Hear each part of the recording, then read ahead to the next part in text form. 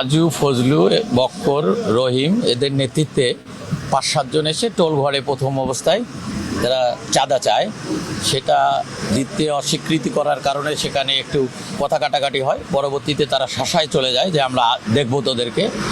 এরপরে আজকে রাত্রি 8:30টার দিকে তারা 30-35 জন মোটরসাইকেল যোগে এবং সশস্ত্র অবস্থায় তারা আমার ম্যানেজারের এখানে হামলা চালায়। সেখানে আমার 4 জন গুরুতর আহত হয়।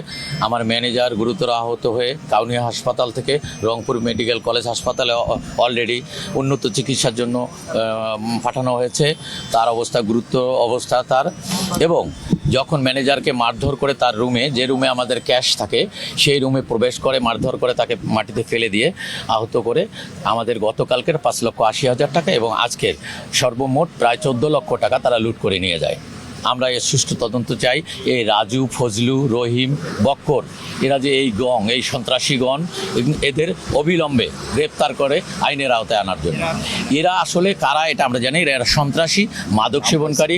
আমরা নাম পাইছি এলাকার লোকজন এবং আমাদের এখানে টোল প্লাজায় যারা চাকরি করে অনেকেই লোকাল মানুষ, তারা সবাইকে চিনে না। এটা কারো কোনো দলীয় পরিচয় আছে বলে আমার মনে নাই, জানা নাই।